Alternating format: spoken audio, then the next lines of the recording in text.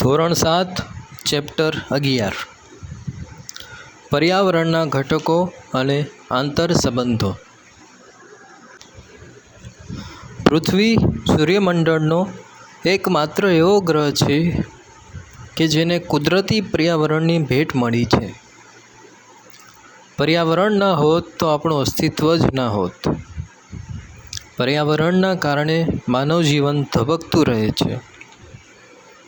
પર્યાવરણ અસ્તિત્વ, વિકાસ તેમજ પ્રગતિનું પ્રેરક બળ છે. પર્યાવરણ શબ્દ બે શબ્દોનો બનેલો છે. પરી એટલે આજુબાજુ કે ચારે બાજુ અને આવરણ એટલે ઉપર આવેલી વિશિષ્ટ સપાટી કે પડ. પર્યાવરણ એટલે પૃથ્વીની આસપાસ રચાયેલું કુદરતી ઘટકોનું આવરણ. પર્યાવરણ એ મૃદાવરણ, જલાવરણ, વાતાવરણ અને જીવાવરણનું બનેલું છે.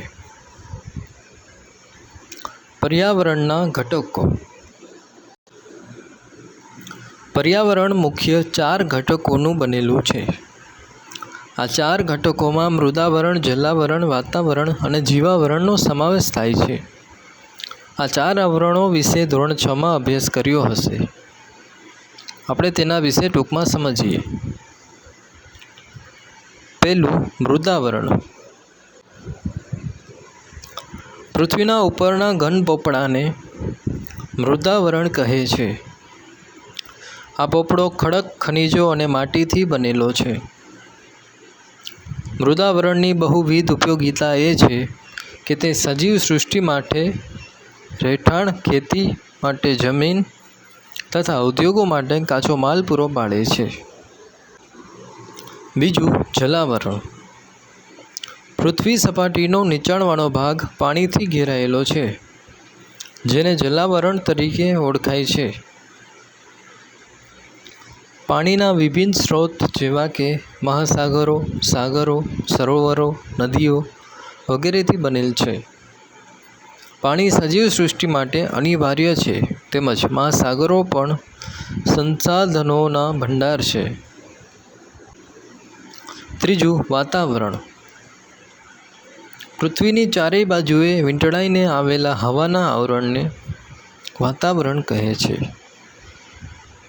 વાતાવરણ વિવિધ વાયુઓ, પાણીની વરાળ, ધૂળના રજકણો, ક્ષારકણો વગેરેનું બનેલું છે. વાતાવરણ સૂર્યના પારજાંબલી કિરણોનું શોષણ કરી સજીવ સૃષ્ટિનું રક્ષણ કરે છે. વાતાવરણના માધ્યમથી આપણે અવાજ સાંભળી શકીએ છીએ. રેડિયો, ટેલિવિઝન અને મોબાઈલ ફોનના સંદેશાવ્યવહાર અથવા પ્રસારણ વાતાવરણને આભારી છે. ચોથું, જીવાવરણ. પૃથ્વી પરના મૃદાવરણ, જલાવરણ અને વાતાવરણના જે ભાગમાં જીવસૃષ્ટિ વ્યાપી છે તેને જીવાવરણ કહે છે. તેમાં વનસ્પતિ, પ્રાણીઓ, જીવજંતુઓ અને માનવનો સમાવેશ થાય છે. સજીવ સૃષ્ટિ ખોરાક અને બીજી જરૂરિયાતો જીવાવરણમાંથી પ્રાપ્ત કરે છે. પર્યાવરણના મુખ્ય 2 પ્રકાર છે: કુદરતી પર્યાવરણ અને માનવ સર્જિત પર્યાવરણ.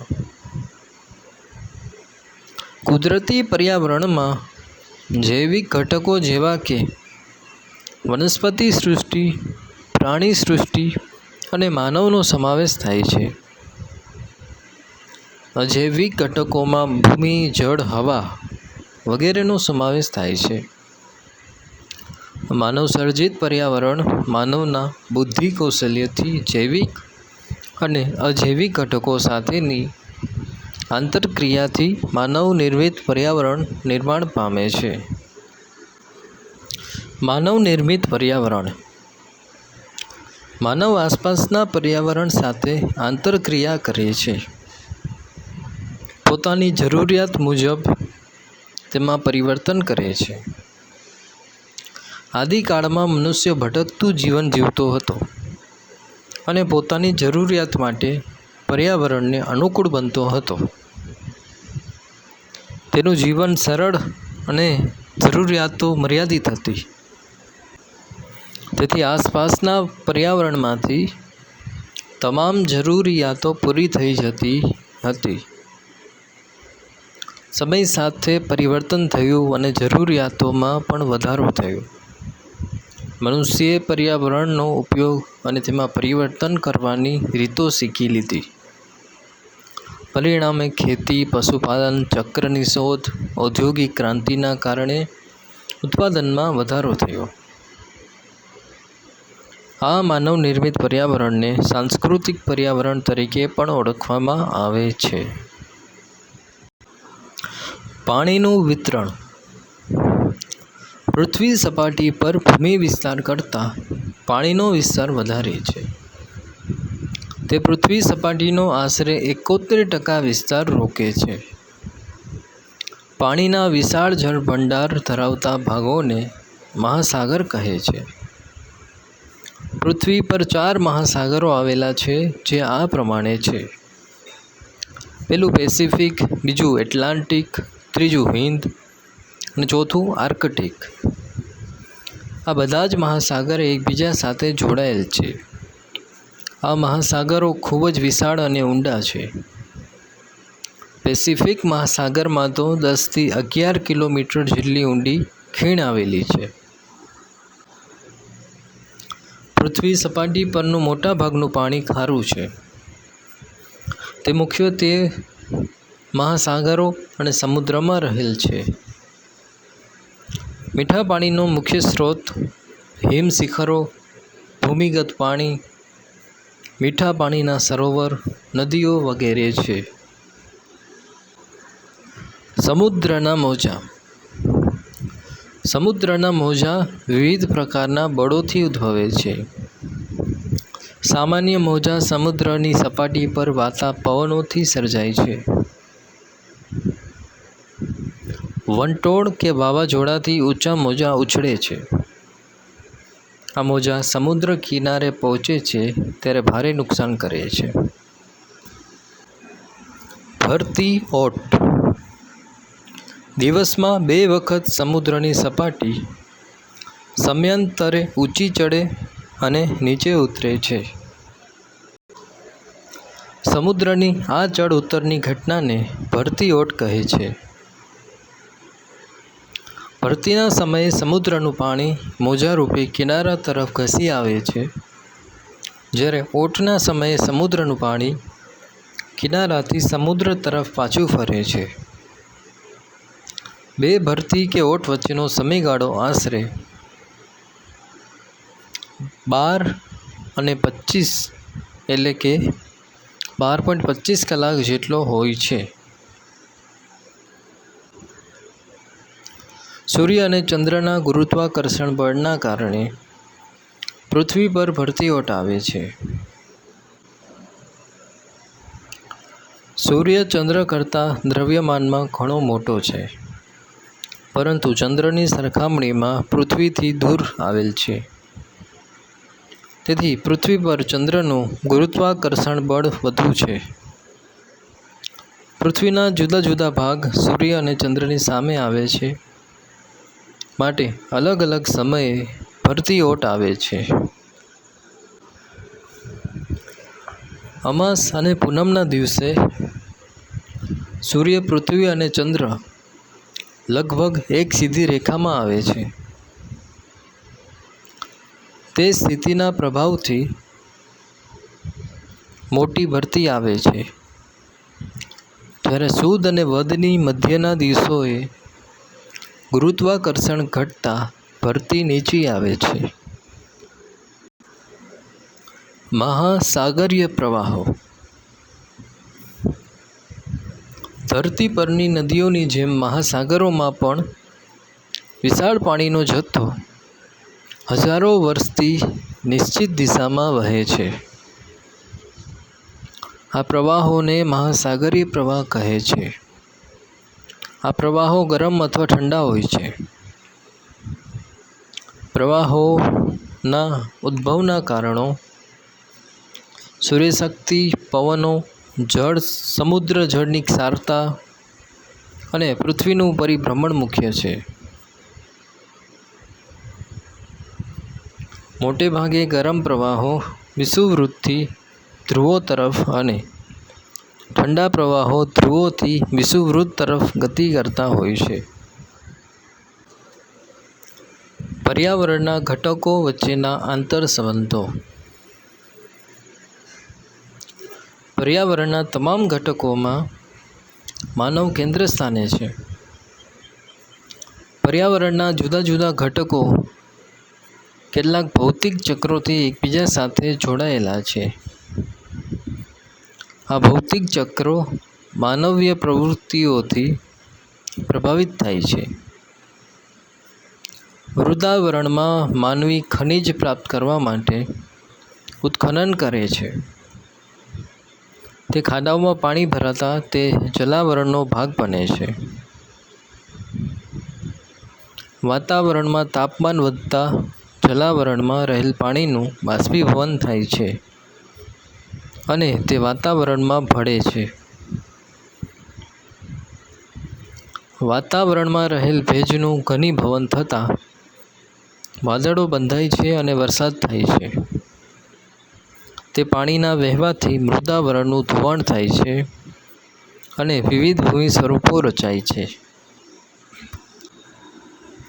આ ઉપરાંત માનવીની વિવિધ પ્રવૃત્તિઓ કુદરતી પર્યાવરણના ઘટકોને કારણે જીવસૃષ્ટિથી પરસ્પર જોડાયેલ છે. પ્રદૂષણ. માનવી પોતાની બુદ્ધિશક્તિથી પર્યાવરણના વિવિધ ઘટકોના ઉપયોગ દ્વારા પોતાની જરૂરિયાતો સંતોષે છે. મહાત્મા ગાંધીજીએ કહ્યું છે કે આ માનવીય ગતિવિધિઓથી કુદરતી પર્યાવરણ દૂષિત થવાની ક્રિયા એટલે પ્રદૂષણ. પર્યાવરણને દૂષિત કરતા ઘટકોને પ્રદૂષક કહે છે. માનવી કુદરતી સંસાધનોનો અમર્યાદિત અને અવિવેકપૂર્ણ ઉપયોગ કરે ત્યારે પર્યાવરણ પ્રદૂષિત થાય છે. માનવ વિકાસની તીવ્ર ઝંખના ઔદ્યોગિકીકરણ અને યાંત્રિકીકરણ પર્યાવરણને પ્રદૂષિત કરવા માટે જવાબદાર છે. વર્તમાન સમયમાં ભૂમિ પ્રદૂષણ, જળ પ્રદૂષણ, હવા પ્રદૂષણ અને ધ્વનિ પ્રદૂષણ ખૂબ જ ઝડપથી વધી રહ્યું છે. પ્રદૂષણની પર્યાવરણ, માનવ જીવન અને સજીવ સૃષ્ટિ પર વિપરીત અસર પડી રહી છે. આપણે પર્યાવરણ પ્રદૂષણ, તેની અસરો અને રોકવાના ઉપાયો વિચારીને પર્યાવરણ જાળવણી માટે સત્વરે પગલાં ભરવા જરૂરી છે. ભૂમિ પ્રદૂષણ. વિવિધ કારણોસર જમીનની ગુણવત્તા કે તેના પોષક ઘટકોમાં થતા ઘટાડાને ભૂમિ પ્રદૂષણ કહે છે. જમીન પ્રદૂષણ સહેલાઈથી અનુભવાતું નથી. વિશ્વભરમાં ભૂમિ પ્રદૂષણ સતત વધી રહ્યું છે.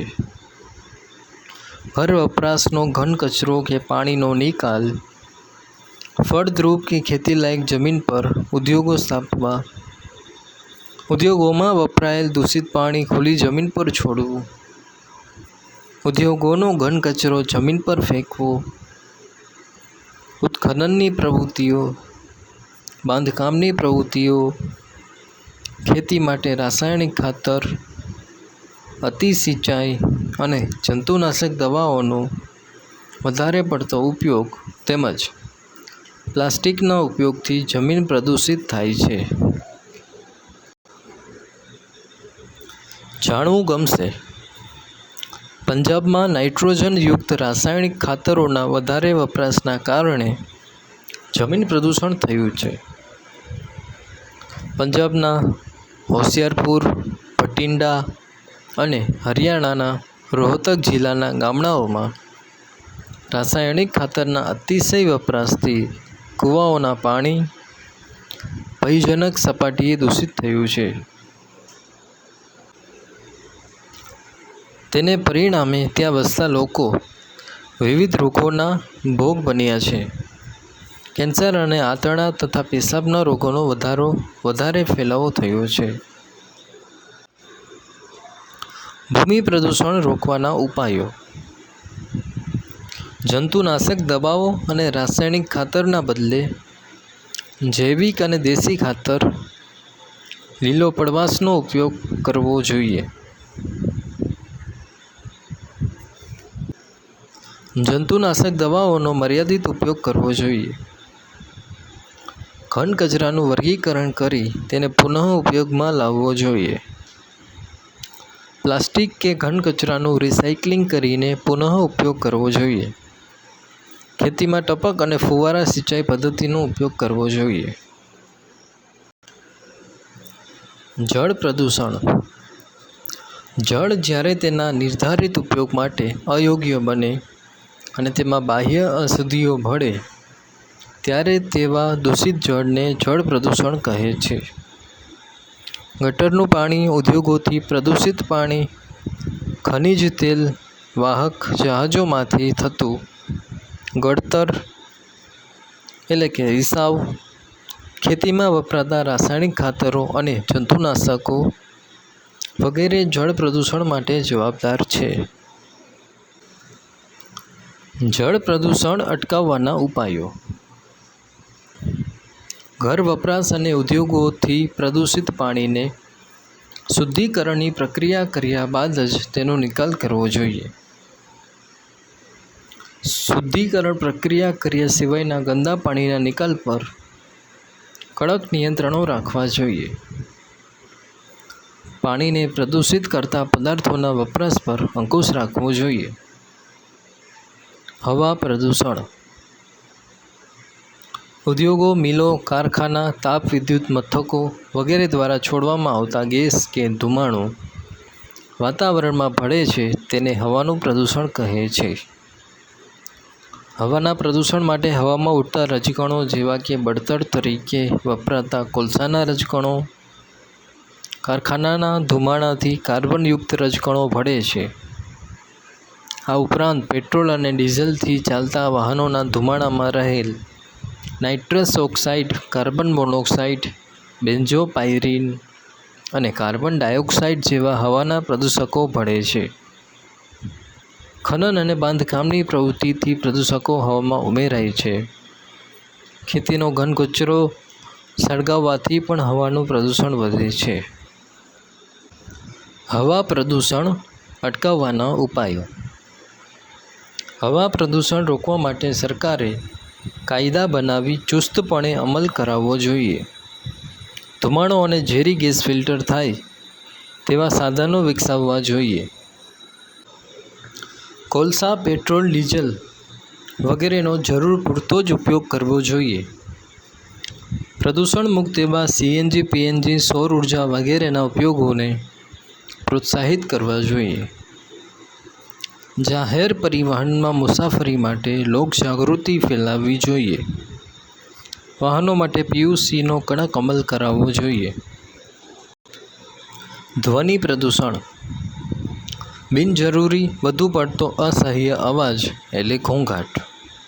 આ ઘોંઘાટને આપણે ધ્વનિ પ્રદૂષણથી ઓળખીએ છીએ.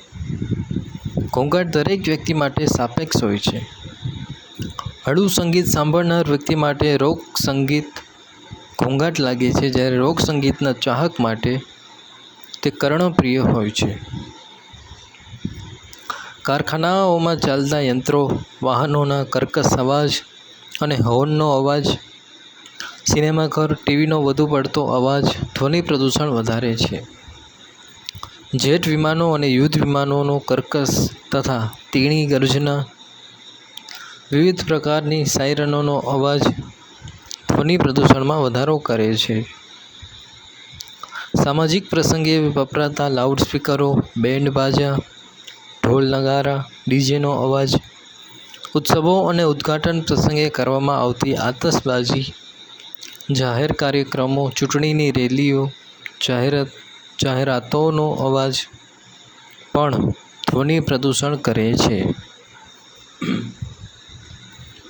ધ્વનિ પ્રદૂષણથી માણસમાં બહેરાશ આવવી, માનસિક સ્વાસ્થ્ય ઉપર વિપરીત અસર, સ્વભાવમાં ચીડિયાપણું અને કાર્ય કરવાની ક્ષમતામાં ઘટાડો થાય છે.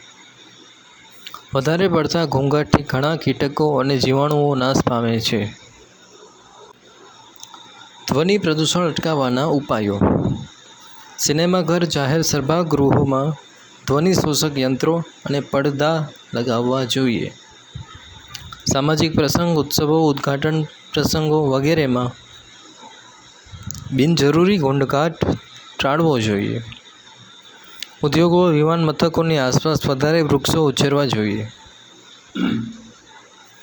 શાળા, હોસ્પિટલ જેવા સ્થળો પાસે નો હોર્ન, સાયલન્સ ઝોનનો કડક અમલ કરાવવો જોઈએ. ઉજવણીના કાર્યક્રમોમાં ફટાકડાનો ઉપયોગ ટાળવો જોઈએ. રેડિયો, ટેલિવિઝન, મોબાઈલ ફોન વગેરેનો અવાજ ધીમો રાખવાની ટેવ પાડવી જોઈએ.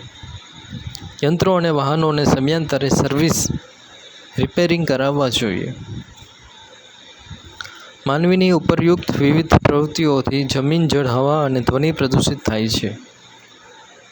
આ ઉપરાંત અન્ય કેટલીક પ્રવૃત્તિઓ જેવી કે અવકાશમાં છોડેલા ઉપગ્રહો, અવકાશયાત્રીઓએ આકાશમાં ત્યજી દીધેલ કચરો, કૃત્રિમ વરસાદ વરસાવવા છોડેલા વિવિધ રસાયણો, પરમાણુ શક્તિના ઉપયોગથી થતું કિરણોત્સર્ગી પ્રદૂષણ વગેરે પણ પર્યાવરણને અસર કરે છે. તેમજ કેટલીક કુદરતી ઘટનાઓ, આપત્તિઓ જેવી કે જ્વાળામુખી પ્રસ્ફોટન, ધરતીકંપ, પૂર પણ પર્યાવરણ પ્રદૂષણમાં વધારો કરે છે. પર્યાવરણ જાળવવા માટે અને પર્યાવરણને પ્રદૂષણથી બચાવવા માટે માનવ પોતે જ મક્કમ બનીને સંકલ્પ કરે એ જ આખરી ઉપાય છે. પ્રવૃત્તિ. તમારી આસપાસ જોવા મળતા પ્રદૂષણને કેવી રીતે અટકાવી શકાય તે અંગેની ચર્ચા વર્ગમાં ગોઠવો.